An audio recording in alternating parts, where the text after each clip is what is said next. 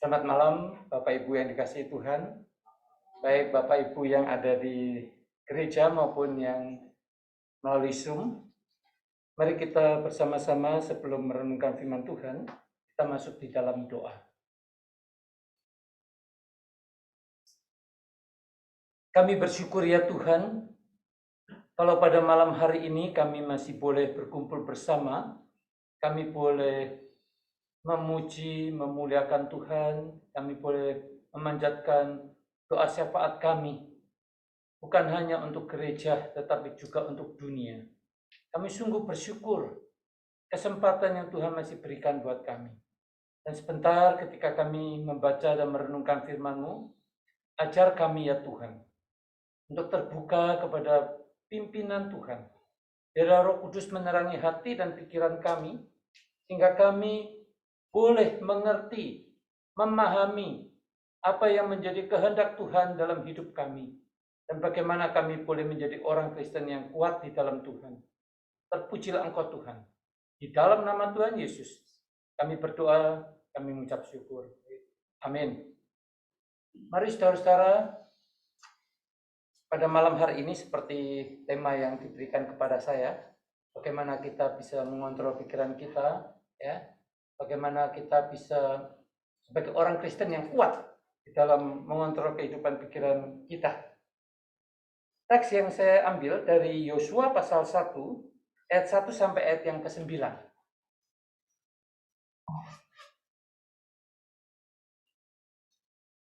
Yosua pasal 1, ayat 1 sampai ayat yang ke-9. Saya akan membacakan bagi saudara-saudara. Sesudah Musa, hamba Tuhan itu mati, berfirmanlah Tuhan kepada Yosua bin Nun, abdi Musa itu, demikian, hambaku Musa telah mati.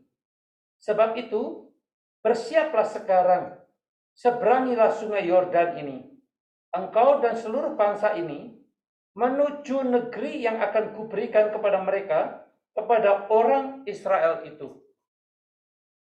Setiap tempat yang akan diinjak oleh telapak kakimu, kuberikan kepada kamu, seperti yang telah kujanjikan kepada Musa. Dari padang gurun dan gunung Libanon yang sebelah sana itu, sampai ke sungai besar, yakni sungai Efrat, seluruh tanah orang Het, sampai ke laut besar, di sebelah matahari terbenam. Semuanya itu akan menjadi daerahmu. Seorang pun tidak akan dapat bertahan menghadapi engkau seumur hidupmu. Seperti aku menyertai Musa, demikianlah aku akan menyertai engkau. Aku tidak akan membiarkan engkau dan tidak akan meninggalkan engkau. Kuatkan dan teguhkanlah hatimu, sebab engkaulah yang akan memimpin bangsa ini memiliki negeri yang kujanjikan dengan bersumpah kepada nenek moyang mereka untuk diberikan kepada mereka. Hanya kuatkan dan teguhkanlah hatimu dengan sungguh-sungguh. Bertindaklah hati-hati sesuai dengan seluruh hukum yang telah diperintahkan kepadamu oleh hambaku Musa. Janganlah menyimpang ke kanan atau ke kiri, supaya engkau beruntung kemanapun engkau pergi. Jangan engkau lupa memperkatakan kitab Taurat ini, tetapi renungkanlah itu siang dan malam, supaya engkau bertindak hati-hati sesuai dengan segala yang tertulis di dalamnya. Sebab dengan demikian perjalananmu akan berhasil dan engkau akan beruntung. Bukankah telah kuperintahkan kepadamu, kuatkan dan teguhkanlah hatimu, janganlah kecut dan tawar hati, sebab Tuhan Allahmu menyertai engkau kemanapun engkau pergi. Saudara-saudara, teks yang kita baca ini ada kata yang diulang, bahkan sampai 3 kali, saudara, yaitu kuatkan dan teguhkanlah hatimu. Ayat 6, ayat 7, dan ayat 9.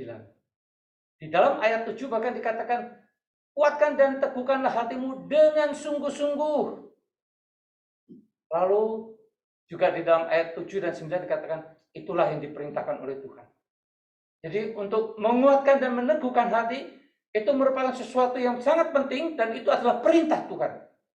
Cara perintah Tuhan kepada umat Tuhan supaya mereka punya hati yang sungguh-sungguh dapat kuat di dalam menghadapi segala tantangan dan pergumulan di dalam mereka melintasi padang gurun dan akan memasuki tanah Kanaan. Saudara-saudara, mari kita melihat bagaimana caranya supaya umat Tuhan ini bisa memiliki hati yang teguh dan kuat. Saudara, di dalam Yosua pasal 1 ayat yang ke-8, tadi dikatakan begini. Janganlah engkau lupa memperkatakan kitab Taurat ini, tetapi renungkanlah itu siang dan malam, supaya engkau bertindak hati-hati, sesuai dengan segala yang tertulis di dalamnya, sebab dengan demikian perjalananmu akan berhasil dan engkau akan beruntung.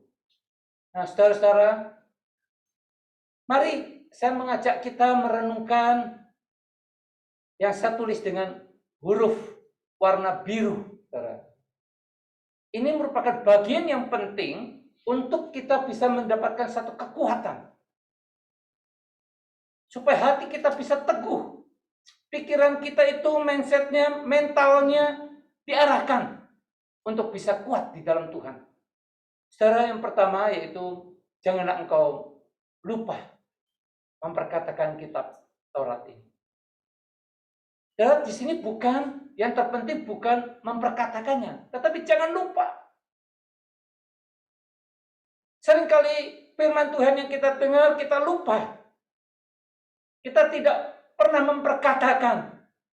Nah, bangsa Israel ini punya satu tradisi, bagaimana orang tua mengajarkan kepada anak-anaknya, itu dengan terus memperkatakan, dan itu mereka tidak boleh lupa. Dan mengulang-ulang. Bahkan, kalau saudara lihat di dalam kalau saudara pergi ke tembok ratapan dan segala macam ya, saudara kalau berdoa di tempat orang-orang Yahudi berdoa, maka di sana itu ada satu tradisi, yaitu bagaimana mereka tuh pakai tefillin, ya.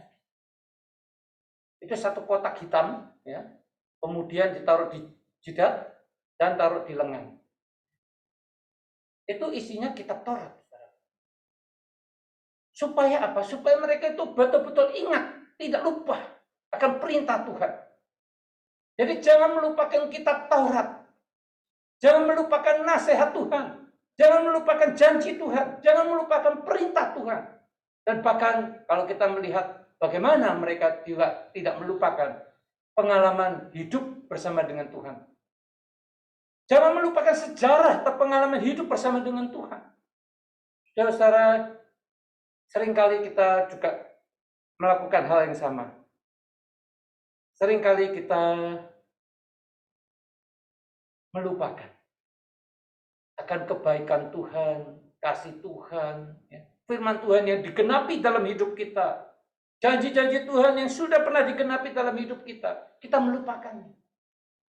Saudara, kalau kita melupakan semua kebaikan Tuhan, janji-janji Tuhan, perintah Tuhan yang kita pernah tepati, dan sungguh kita mendapatkan manfaatnya, maka kita tidak akan pernah mendapatkan kekuatan.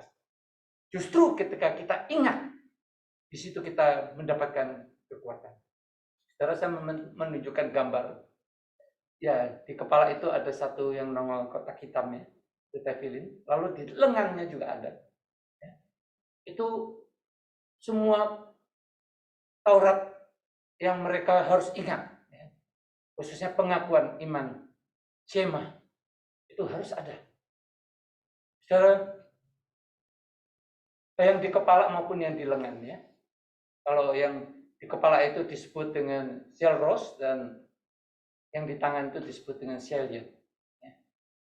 Itu untuk apa, saudara? Digunakan sebagai satu tanda pengingat bahwa Tuhan pernah membawa anak-anak Israel keluar dari tanah Mesir. Ini satu pengalaman hidup bersama dengan Tuhan yang tidak boleh dilupakan. Ini sejarah. Dan dengan demikian mereka tetap kuat sampai hari ini, saudara. Kalau saudara pergi ke Israel, tentu saudara akan menemukan itu. Karena itu dipakai sebagai satu tanda pengingat. Tanda dan pengingat. Saudara, kita perlu mengingat, tidak boleh melupakan akan karya Tuhan dalam hidup kita. Saudara, itulah yang membuat kita kuat. Yang kedua, saudara, kalau kita tadi membaca, dikatakan renungkanlah kitab Taurat siang dan malam. Saudara, ini penting sekali. Kita seringkali mungkin waktu yang kita gunakan untuk merenungkan firman Tuhan itu terlalu sedikit. Bagaimana kita memikirkan firman Tuhan. Bagaimana kita bahkan memperkatakan, menyebutkan firman Tuhan. Kalau kita terus-menerus mengatakan, memikirkan dan mengatakan, saudara, maka itu akan otomatis akan menjadi ingat. Akan menjadi sesuatu yang menyatu di dalam hidup kita. Ada seorang guru, saudara, dia mengatakan, saya sudah mengajar pelajaran ini selama 20 tahun. Jadi otomatis saya nggak persiapan pun, saya udah tahu. Lalu terpikir, iya, kalau seorang hamba Tuhan mengajar kelas kateksasi, pelajarannya masih pakai buku itu, otomatis akan ingat. Oh, pelajaran satu kalau bicara tentang ini, nanti bicaranya tentang ini. Sama seperti guru. Ketika dia sudah mengajar 20 tahun, 30 tahun dengan pelajaran yang sama, maka dia akan otomatis. Itu seolah-olah menyatu di dalam pikirannya dia, di dalam hatinya, dan dia bisa mengajar. Saudara, merenungkan firman Tuhan ini, saudara, begitu penting. Bahkan ketika itu masuk di dalam pikiran kita, ketika kita ingin merancang, ketika kita ingin merencanakan sesuatu, maka otomatis itu menjadi bahan pertimbangan kita. Kata aslinya sebetulnya menunjukkan ketika kita merancang, itu sesuai dengan firman Tuhan. Saudara, merenungkan firman Tuhan itu begitu dalam dan luas.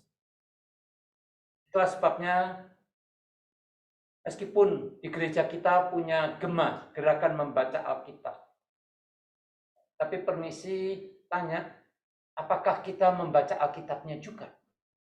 Seringkali kita berpikir, kalau saya membaca renungannya, berarti saya sudah merenungkan firman Tuhan. Saudara, ibarat kita makan, ya, renungan yang ditulis itu sebetulnya cuma sekedar dessertnya, penutupnya. Sebetulnya makanan utamanya itu ya Alkitab, firman Tuhan. Tetapi seringkali kita kurang gizi karena kita tidak makan bagian utamanya. Dan kita lebih suka dessertnya karena lebih enak. Saudara, yang saudara terima melalui WA, chatting, di grup, dan yang lain, itu bukan pokoknya. Itu semua itu dessert. Semua itu yang enak-enak, inti sarinya. Tetapi sesungguhnya, kita harus kembali kepada firman Tuhan. Jangan samakan ketika kita merenungkan renungan, sama dengan merenungkan firman Tuhan. Itu berbeda, hal yang berbeda. Tetapi itu sebagai satu guidance. Satu yang mengarahkan pikiran kita untuk mendapatkan sarinya.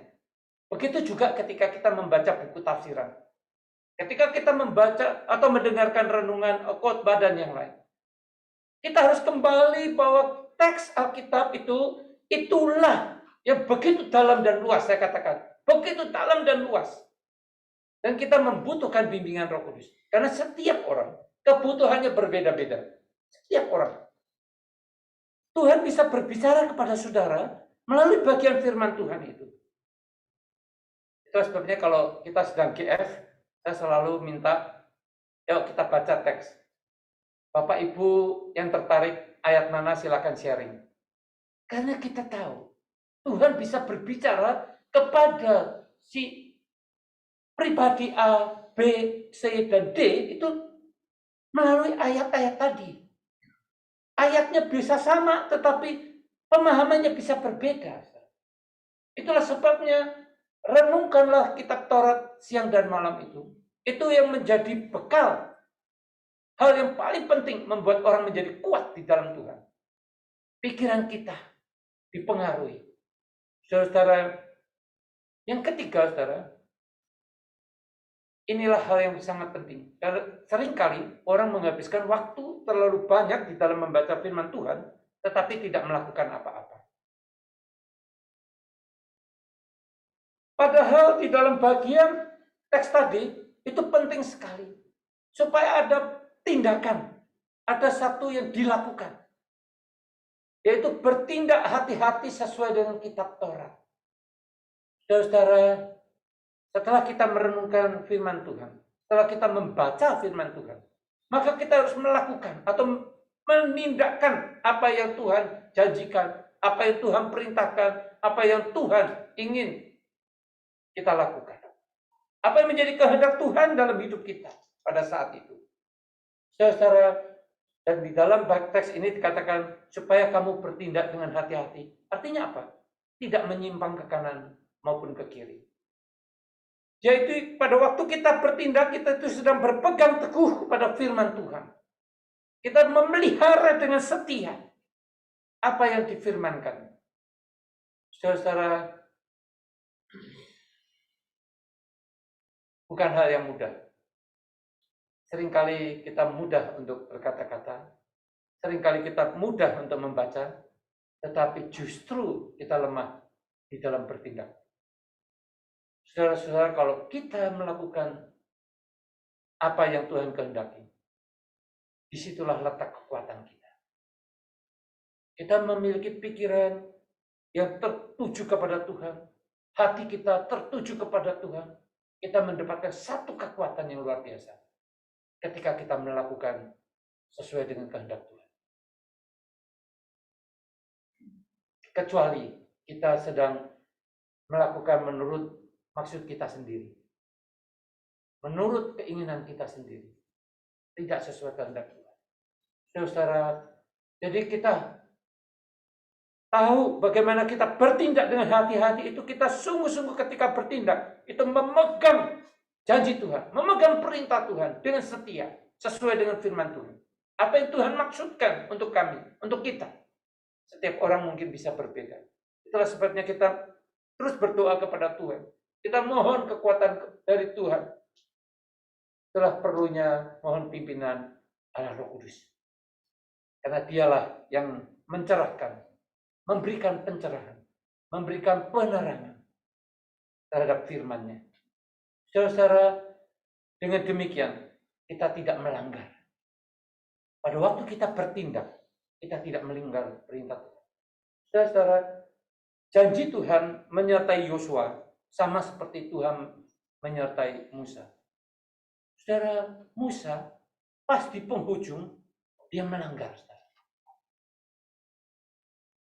Dia lebih condong kepada dirinya sendiri, maksud hatinya, emosinya, tetapi dia tidak mendengarkan suara Tuhan. Apa yang Tuhan maksud? Saudara, akhirnya Tuhan menghukum Musa untuk tidak boleh masuk ke tanah perjanjian. Generasi pertama semua dihabiskan tanpa sisa. Termasuk Musa dan seluruh bangsa Israel yang lahir di tanah Mesir. Kecuali generasi kedua yang lahir di padang gurun bersama dengan Yosua. Saudara, ini adalah satu pengalaman yang perlu kita belajar. Ketika Tuhan mengatakan kepada Yosua, aku akan menyertai engkau, sama seperti aku menyertai Musa. Tentu bertindak hati-hati itu menjadi satu penekanan. Bertindaklah hati-hati. Musa kurang hati-hati di dalam bertindak sesuai dengan maksud Tuhan. Dia kurang hati-hati. Saudara-saudara, itulah sebabnya kita perlu, ketika kita sudah merenungkan firman Tuhan, kita perlu bertindak hati-hati. Karena Tuhan itu tahu persis kondisi setiap kita. Dia tahu persis. Nggak perlu kita mengajari Tuhan, dia tahu persis kondisi kita. Itulah sebabnya kita perlu pimpinan Tuhan. Supaya kita bertindak hati-hati, tidak melanggar perintah Tuhan. Tidak melanggarkan semua yang firman Tuhan katakan. Saudara-saudara, dan kita boleh setia memegang firman Tuhan. Yang keempat, saudara, Dikatakan demikian, kalau engkau di dalam, kita tidak lupa memperkatakan kitab Taurat. Kita perlu ngomong, ya, mengajarkan. Dan bukan itu yang terpenting. Kita perlu merenungkan firman Tuhan. Dan kita perlu melakukan firman Tuhan. Tetapi tidak berhenti sampai di situ, saudara. Firman Tuhan mengatakan begini. Sebab dengan demikian perjalananmu akan berhasil dan engkau akan beruntung. Saudara, jangan bayangkan sukses lalu beruntung itu secara materi. Ayat ini tidak mengajarkan demikian. Ketika dikatakan perjalananmu akan berhasil, saudara, perjalananmu akan sukses, perjalanan itu dalam pengertian bahwa tindakan atau kelakuan kita itu sesuai dengan firman Tuhan.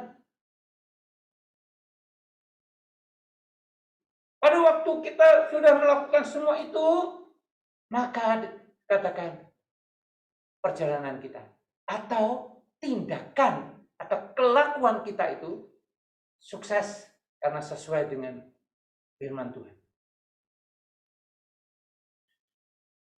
Perjalanan pada waktu kita menepati janji Tuhan, melakukan perintah Tuhan sampai pada akhirnya. Apa sih yang bisa kita lakukan? Yaitu kita hanya mengikuti pimpinan Tuhan sesuai dengan maksud dan rencana Tuhan.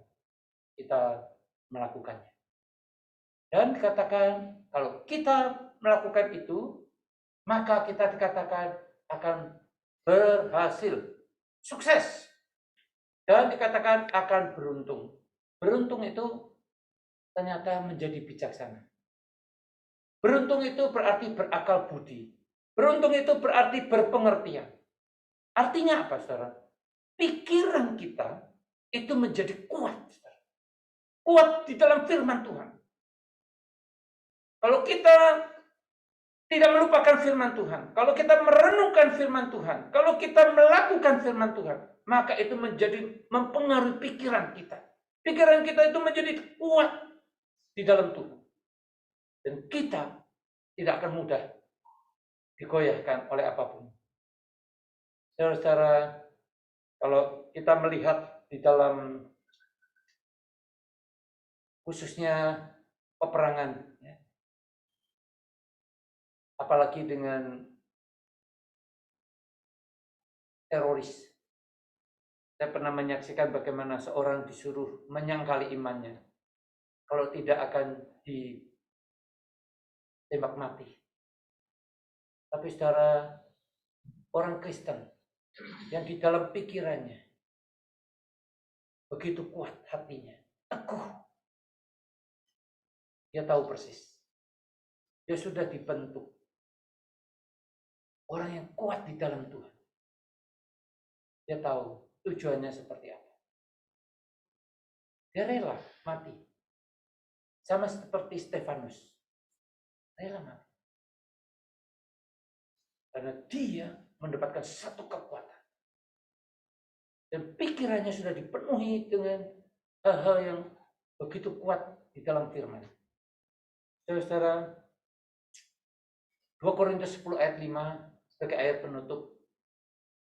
Dikatakan demikian, Paulus mengatakan, kami mematahkan setiap siasat orang dan merubuhkan setiap kubu yang dibangun oleh keangkuhan manusia untuk menentang pengenalan akan Allah. Kami menawan segala pikiran, menaklukkannya kepada Kristus.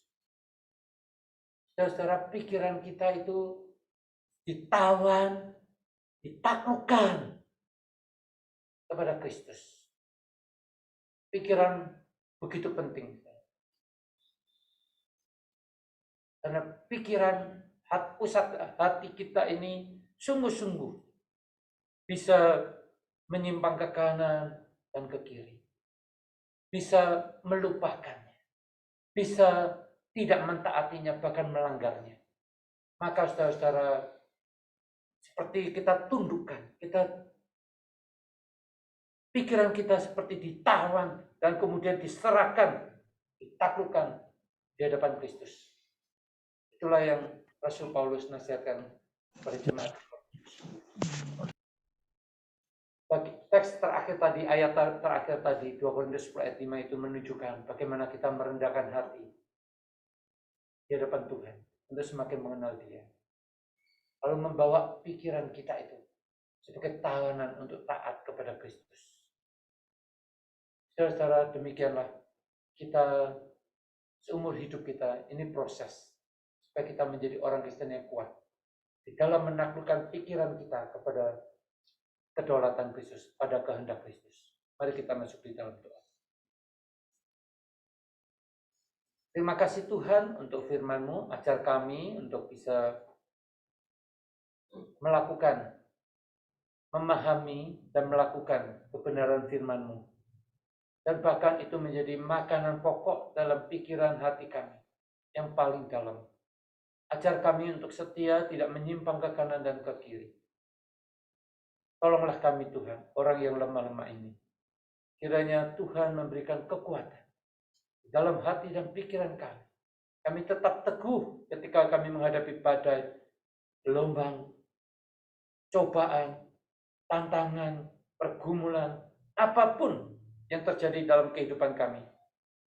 Kami percaya Tuhan berjanji menyertai. Terima kasih Tuhan, terima kasih. Apa yang Tuhan inginkan dalam hidup kami, supaya kami menjadi kuat dan teguh hati. Apa yang kami renungkan, supaya kami boleh menjadi kuat dan teguh dalam hati kami. Ajar kami melakukannya mulai dari saat ini.